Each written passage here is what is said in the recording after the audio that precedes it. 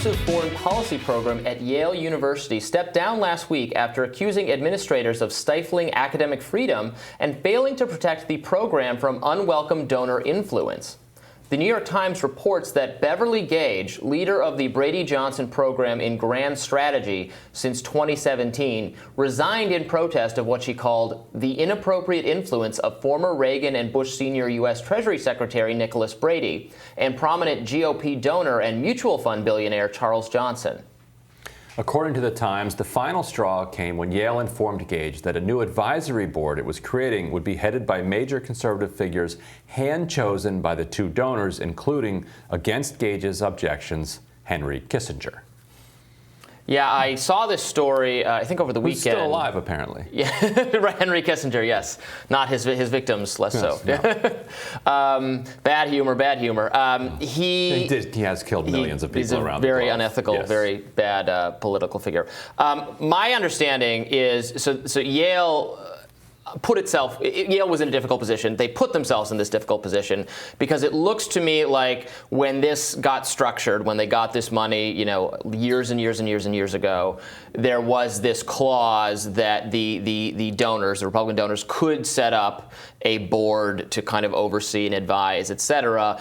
And that is not a condition you should accept. Mm-hmm. But because they had done that years ago, now when suddenly it's attracting notice, so that board had never actually convened or existed, but now they want to have that. And the professor quite reasonably said this is inappropriate.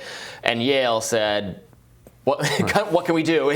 We took the money already, and that's the stipulation. Right. And what do we know about it being a final straw rather than a first thing? Right. I mean, you get Henry Kissinger foisted on you by a couple of donors. I think that could be a final straw, even if it's the first straw. Yeah. But what do we know about what the first straws were? Right.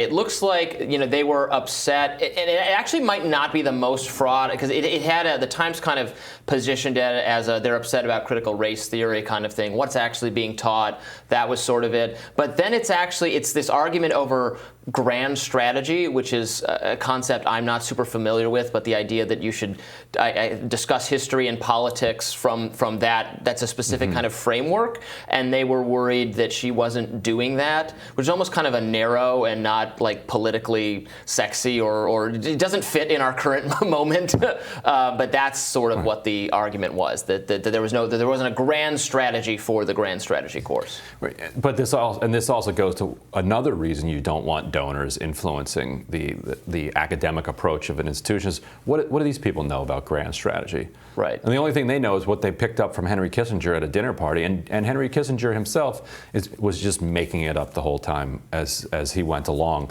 If you watch his foreign policy evolution over the years, all he's doing is coming up with things that are going to flatter people above him and trying to ingratiate himself into power. There's no grand strategy beyond advancing Henry Kissinger's own interests. So from both a kind of academic integrity perspective, it's a bankrupt approach, but also just from an academic approach. Right. You don't want these GOP donors or Democratic donors or any donors coming in and be like, well, actually, no, that's not your job. Go away. But with Yale and these other Ivies, when is enough enough? I mean, these places have already become giant hedge funds that just do universities on the side.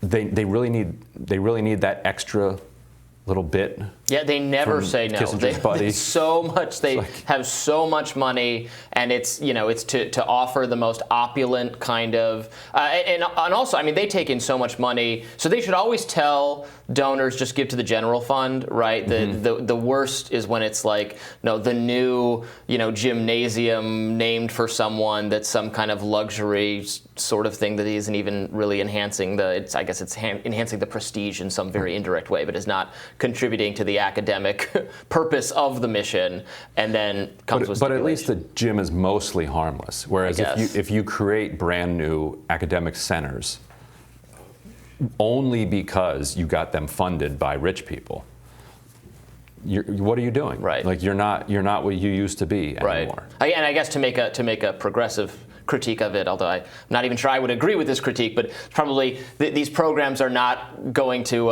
really explore class or wealth in sort of there will be a conflict of interest from a philosophical standpoint of interrogating the accumulation of great wealth. I mean, that's a problem that the universities just have in general. Well, you would also have a hard time looking at any U.S. behavior of the second half of the 20th century if Henry Kissinger is looking over your shoulder. Right. Because he was probably involved with it. And that really was the thing that the woman in charge of structuring this program really objected to was Kissinger. She said, well, can this board have at least a diverse range of people who have different views? And that's a pretty reasonable thing. And Yale said no. But again, maybe it can't do anything but if it wants to, because it's already spent that money. So it can't give back. Too late to give back the grant. Not that they ever want to do that. No, it's war criminals only on this board. Sorry, that's all we got. Anyway, we will have more Rising for you right after this.